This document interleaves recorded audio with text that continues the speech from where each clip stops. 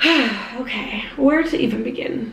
Hey guys, and welcome to another video. So today, as you all have requested, I am going to be telling my own story in my own words of what a lot of you guys saw on the latest BuzzFeed Unsolved episode. If you haven't seen it, it's called The Haunting of Hannah Williams.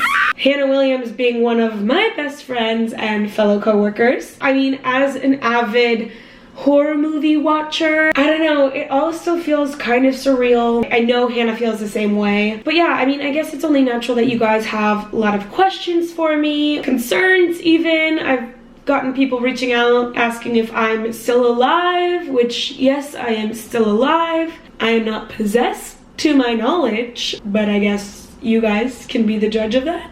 It is late at night. I'm alone in my apartment.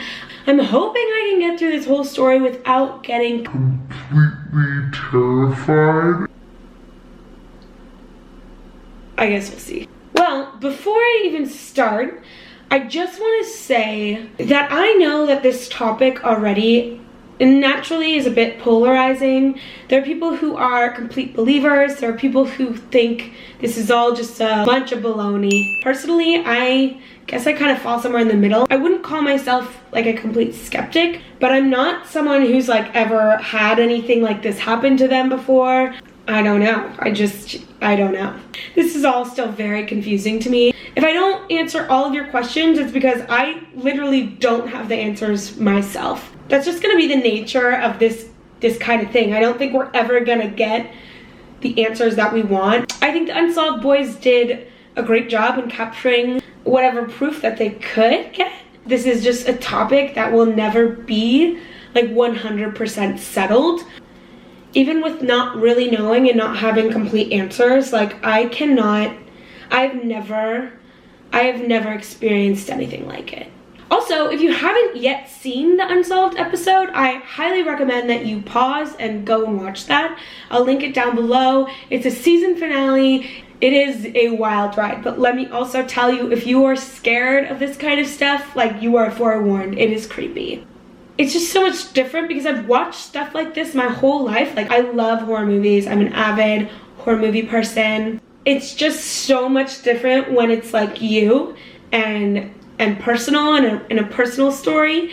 And I totally understand if you guys hear my story or watch the Unsolved episode and think like, oh, that's bullshit, like whatever, that didn't happen, oh, that's crazy, there's this explanation for that, there's this explanation for that. Like, I totally get it, and I probably would feel the same way if I was watching it back and didn't have a first-hand experience like that.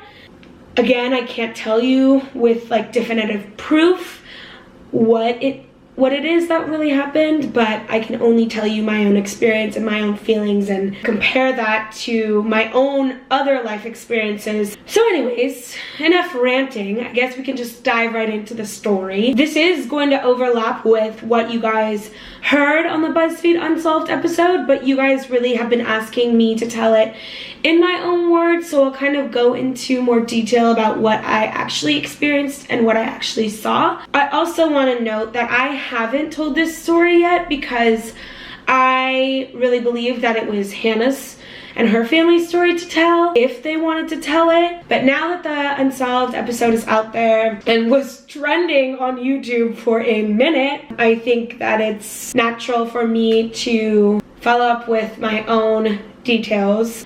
So again, enough with the ranting. Sorry, I'm going to keep ranting until this video is over, but yeah, let's dive into it. I think I've said everything that I wanted to say before I actually tell this story. Anything. And if you think I'm crazy, I probably am. So this is my take on the haunting of Hannah Williams. So I've known Hannah ever since, obviously, I started at BuzzFeed Tasty, but we really got to be close friends, I would say like a year into it. We would hang out at work, we would hang out after work, get wine. So earlier in the summer, Hannah bought her first home. That was so exciting because 1, she had a pool, and 2, she bought a house that was super close to my own apartment. So naturally, I started to go. I'm gonna hear every noise in my apartment and think that the ghost has followed me here. Anyways, so naturally I started to go over to Hannah's house a lot. Like at the beginning of the summer, I was there, like I want to say almost every day, but it was very early on into her having moved into the house that weird things started happening. Weird things with the alarms going off and lights and doors and just weird phenomenons that you could explain in some way. Like you could say, oh, like the electrical system, or maybe you forgot. I would say Hannah is like my most responsible friend. I mean, she has 2 kids, so she has to have some level of responsibility, and I am, I guess, not very responsible at all. She's organized. She isn't careless, like maybe I would be. Yeah, I'm pretty careless. That's why it just all kind of felt a little bit weirder to me than just this accident happened. From the beginning of like hearing these like little stories and stuff, I was like a little bit irked, like, that's creepy. I do believe like our souls go somewhere. I believe that like stuff does happen. It was one of the times I was sleeping over at Hannah's house that Hannah told me that she had seen a little girl. So if you saw the Unsolved episode, you would know the story that Hannah told. But in short, she woke up in the middle of the night to a little girl standing by her bed who she originally thought was Jackson, but obviously wasn't Jackson. And she just felt really chill, but then just like didn't roll over to let her in and just like fell back asleep. And in the morning, the weirdest thing was that she went to Jackson's room and he woke up and said, "Mommy, who's Matilda?" Being in that house and her telling me that that happened and it being late at night when she was telling me, it just was terrifying. And again, I was someone who was like, oh, no, like, no. Whether I like completely believe it or completely don't, like I just don't want to ever be in a situation like that because it's terrifying. I feel like what scares me is that like if that were to happen, if it were to be real, it's like so much more powerful or like bigger than us that like we're just like a little pawn, I guess. Hannah was chill about it. Hannah was very level-headed. She was just like, oh, this happened. And so we were like, okay, it's fine. You know what? It's fine. Maybe it was just a weird coincidence. Maybe it was a week or 2 later that I was back at Hannah's house. So because I was so scared after like hearing of all these occurrences, like I would never want to sleep alone because I would be sleeping on the couch in her living room. And I was not about to sleep on that couch in that living room alone. She has like an L-shaped couch, so I would be on this end and she's on this end. We get kind of cozy, we watch a little movie, and then we always fall asleep.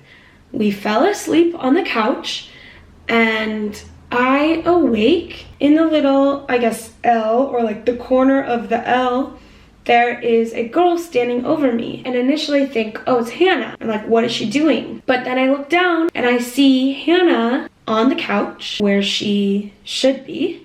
We both have our blankets that are the same. The living room is all the same.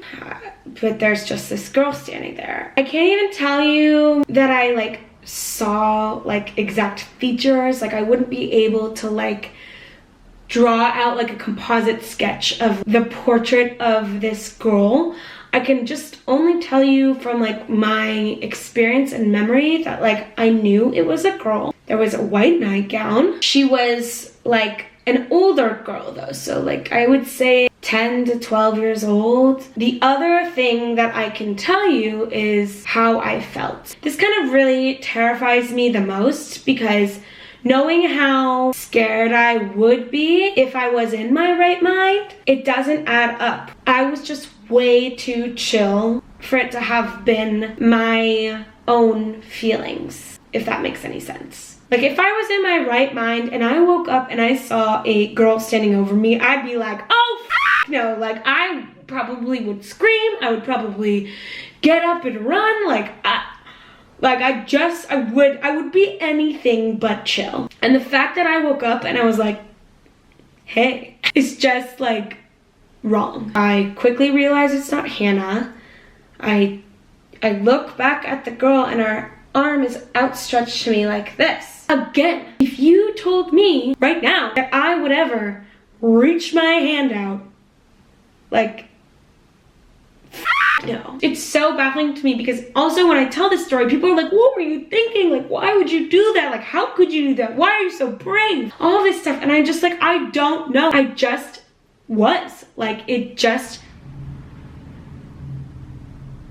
like, no. I would never, ever, ever, ever, ever, ever, ever, ever reach out my hand to touch a ghost. Literally without even a second thought. I was like, okay, cool. And reached out my hand to touch the ghost. Hell no.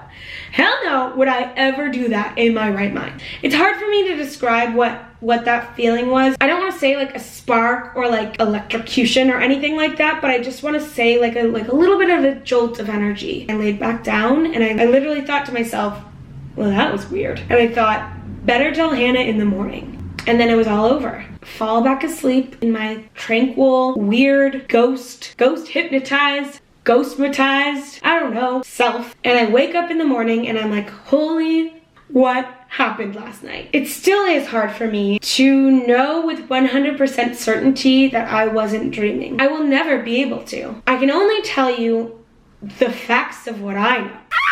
I have dreamed every night for the last 25 years of my life, and this night was like so much different than any dream I've ever had. I was aware when I woke up, everything was where it should have been, unlike a dream where things are kind of different or things are misplaced or there's, I don't know, like an elephant in the corner. It was Hannah's house. It was Hannah's living room. Hannah was on the couch. I was where I should be. The blankets were the same. The only thing that was different was that there was this girl standing in front of me. I like to think that I'm brave, but not brave enough to touch the hand of a ghost. Yeah, I don't know. It was weird.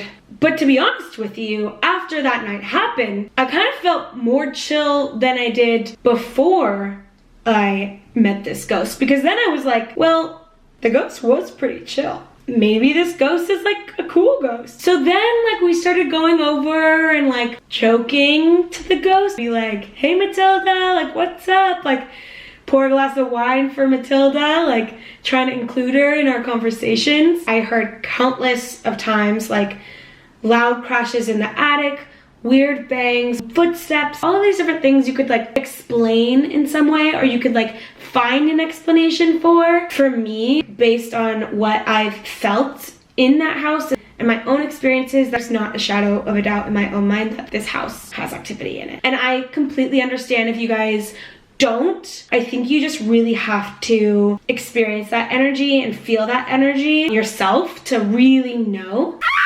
The key is a big pivotal point in Hannah's, I guess, haunting story. Basically, there was a key that they had sitting in a lock of theirs on the master bedroom. One day they found the key and it was like bent at a 45-degree angle and it was like sitting in the lock like that. That point when she showed us the key and told us the story, that was when I was like, oh man, I don't want to mess with this.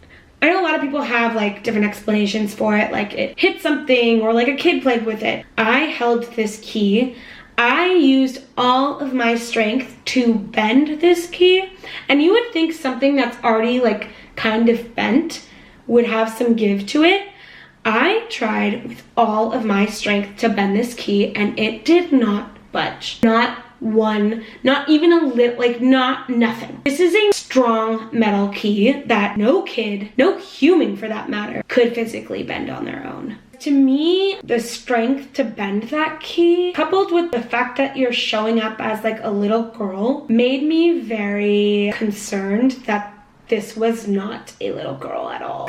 It's not really a nice thing to do, to bend someone's key, like you ruined that key. The fact that you're doing that just like isn't something nice, so like that equals something that isn't very nice. I don't know, that's just my own demon logic.